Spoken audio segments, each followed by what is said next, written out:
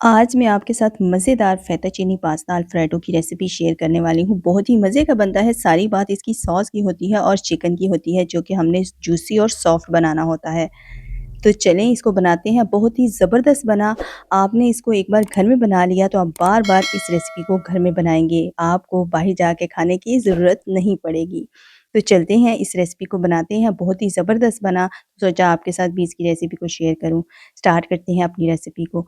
यहाँ पे मैंने चिकन ले लिया है और इसमें मैंने half teaspoon garam masala, half teaspoon chilli flakes, नमक हस्बे ज़रूरत, अदरक लहसुन का पेस्ट, धनिया पाउडर और कुटी हुई काली मिर्च। इसका टेस्ट बहुत ज़बरदस्त आता है। यहाँ पे 2 टेबलस्पून ऑयल के ऐड करने हैं, अच्छे तरीके से मिक्स करना है। आप चाहें तो अच्छा-सा कलर देने के लिए हल्दी का या फूड कलर का इस्तेमाल कर सकते हैं। अच्छे तरीके से मिक्स करने के बाद हमने इनको कुक कर लेना है। आप चाहें तो चिकन का पीस फुल भी ले सकते हैं, उसको भी आप इसी तरीके से मसाला लगा के रख सकते हैं। मैंने इस तरीके से चिकन के पीसेस लिए हैं और इनको मसाला लगा के 10 मिनट के लिए मैरिनेट किया था। उसके बाद मैंने इसको हल्का-सा ऑयल डाल के इसको चिकन को फ्राई कर लिया है। बहुत ज़्यादा कुक करेंगे तो हार्ड हो जाएगा और जूसी नहीं बनेगा। चिकन की सबसे मेन पॉइंट यही होती है कि आपने इसको ओवर कुक नहीं करना। यहाँ पे आ जाती है पास्ते की बात।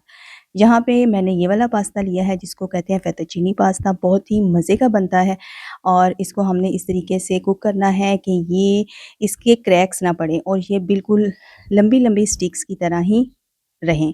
इसके लिए आपने बॉयल करते वक़्त थोड़ा-सा ऑयल डाल देना है ताकि इसमें क्रैक्स ना पड़ें। यहाँ पे हमने इसको स्ट्रेनर से गुज़ार लेना है और इसके ऊपर ठंडा पानी ज़रूर ऐड करना है ताकि ये आपस में चिपके नहीं, जुड़े नहीं। ठीक है जी, यहाँ पे आप देख सकते हैं हमने पानी के साथ इसको अच्छे तरीके से गर्म पानी इसका सारा निकाल दिया है और हमारा पास्ता रेडी हो गया है। अब बारी आ जाती है व्हाइट सॉस बनाने की। व्हाइट सॉस मैंने यहाँ पे 2 टेबलस्पून ऑयल के लिए हैं, 1 टेबलस्पून मैंने इसमें लहसुन पेस्ट ऐड किया है, हल्का-सा इसको कुक करना है। कुक करने के बाद मैंने इसमें 3 टेबलस्पून जो है ना भर के मैदे के ऐड किए हैं। मैदा ऐड करने के बाद अच्छे तरीके से कुक करना है।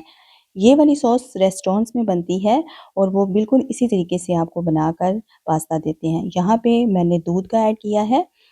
जैसे ही हल्का-सा मैदा कुक हो जाए तो हमने दूध हल्का-हल्का हाथ रखकर दूध डालते जाना है। दूध ऐड करने के बाद नमक हस्बे ज़रूरत ऐड कर रही हूँ, chilli flakes half teaspoon add कर रही हूँ, काली मिर्च हाफ़ टी स्पून ऐड कर रही हूँ।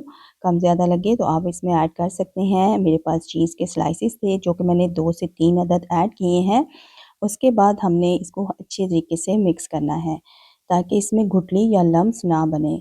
ठीक है जी, यहाँ पे ऐड करने के बाद मैंने इसमें ऐड किया है ऑरिगेनो हाफ़ टी स्पून। अच्छे तरीके से मिक्स करेंगे, इसके साथ भी टेस्ट बहुत ज़बरदस्त आता है, आप ज़रूर डालिएगा। यहाँ पे हमने पास्ते को ऐड कर देना है।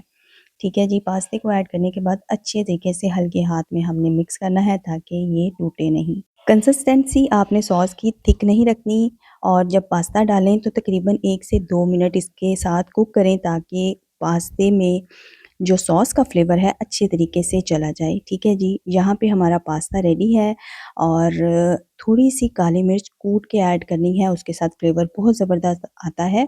यहाँ पे पास्ता हम डिश आउट कर रहे हैं, फाइनल लुक आपके साथ शेयर करेंगे। बहुत ही सिंपल तरीके के साथ आपने देखा इस रेसिपी को बनाया है, जो कि हम बहुत महँगे-महँगे रेस्टोरेंट्स में जाके खाते हैं। आप ज़रूर घर में ट्राई करिएगा, आपको ज़रूर पसंद आएगी। होपफुली आपने इस रेसिपी को पसंद किया होगा। तो मिलते हैं एक नई रेसिपी के साथ, दुआओं में याद रखें। अल्लाह हाफ़िज़।